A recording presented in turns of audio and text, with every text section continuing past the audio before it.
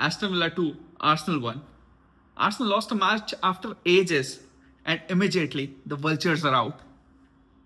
लोग कह रहे हैं कि Arsenal is going to bottle it. Have you seen Arsenal play this season?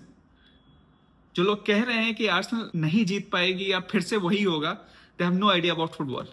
वो फुटबॉल देखते नहीं है, बस पढ़ते हैं उसके बारे में या बस सोशल मीडिया पे देखते हैं. क्योंकि जिसने ये मैच देखा हो वो ये नहीं कह सकता कि आर्सेनल ने कुछ गलत किया इस मैच में.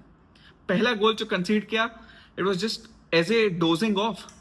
ऐसी गलती आर्सेनल के रेगुलर प्लेयर्स से नहीं होती है. एज ए जो अभी शायद क्रिस्टल पैलेस से आए, उन्हें नहीं पता है कि आर्सेनल में क्या स्टैंडर्ड होते हैं.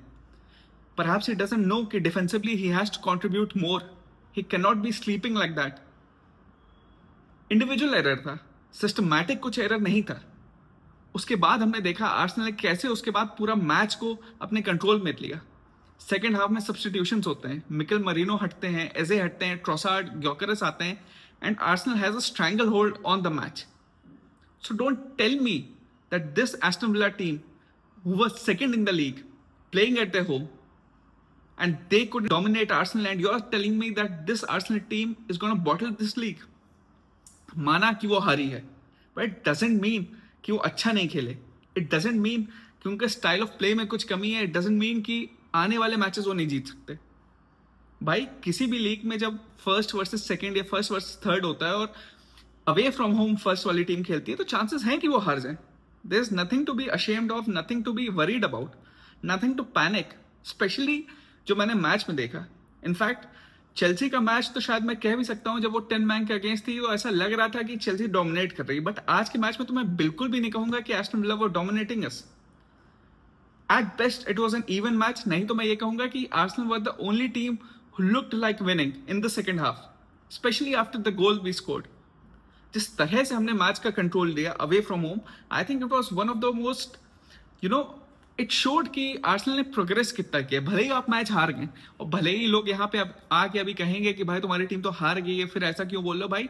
क्योंकि मैच देखा है. मैच में जिस हिसाब से कंट्रोल था, जिस हिसाब से चेंजेस हुए, जिस हिसाब से अवे फ्रॉम होम जाके आपने ऑलमोस्ट विला को कंट्रोल कर लिया था, आई think it was fantastic performance. तो मेरे ख्याल से किसी भी आर्सेनल फैन को परेशान होने की जरूरत नहीं है, ये सोचने की जरूरत नहीं है कि लीग हम नहीं जीतेंगे. मेरे ख्याल से अभी जो रन इन है, ये पिछले 2 हफ्ते शायद आर्सेनल के लिए सबसे टफेस्ट थे. You had big games back to back, back to back, back to back, but now the run in is very easy and I won't be surprised. In fact मैं तो शर्त लगाने को तैयार हूं कि दिसंबर एंड तक आर्सेनल के पास एटलीस्ट 5 पॉइंट लीग फिर से होगी. I don't see anyone catching Arsenal now. The toughest part is over. Now all the games, at least the next 5 games, are very winnable, and I think Arsenal is going to win all the 5 matches. And I don't see City winning their next 5 match. I don't see Villa winning their next 5 match. In fact, Villa का अब सबसे toughest run in चालू हो रहा है और दिसंबर and होते होते हम देखेंगे कि शायद विला टॉप 4 में भी ना रहे. लोग कहेंगे कि भाई तुम ऐसे ही कह रहे हो क्योंकि आर्सेनल हार गई है उनसे, तो तुम्हें विला पे गुस्सा आ रहा है. तो आप उनके रन इन उठा के देख लीजिए. They have to play Crystal Palace, Chelsea, बहुत बड़े बड़े मैचेस खेलने हैं उन्हें. एंड यू रियलाइज कि अभी वो इतने हाई क्यों हैं, क्योंकि अभी तक उनके ज्यादातर मैचेस विनेबल थे. अब असली टेस्ट उनका चालू होगा और अभी मेरे ख्याल से सेपरेशन चालू होने वाला है. आर्सेनल फर्स्ट, सिटी सेकंड, और उसके बाद हमें एक गैप दिखेगा क्योंकि no one is gonna be able to live with these 2 teams. और अगर धीरे धीरे आर्सेनल के प्लेयर्स भी फिट होकर वापस आते रहे तो आई डोंट थिंक सिटी भी उस लीग में है जिसमें आर्सेनल है. Defensively they are very solid. किसी भी मैच में they are not being dominated. हर मैच में इट्स आइदर इवन स्टीवंस या कोई लकी गोल से, जैसे लिवरपूल में Szoboszlai scored an absolute worldie. आज last kick of the match में विला जीत गई. तो आई थिंक आर्सेनल फैंस को कुछ भी परेशान होने की जरूरत नहीं है. जो भी ट्रू फुटबॉल फैंस है, जिन्हें फुटबॉल की समझ आती है, वो बिल्कुल भी पैनिक नहीं करेंगे. And everyone should be very confident as an Arsenal fan. This is our year.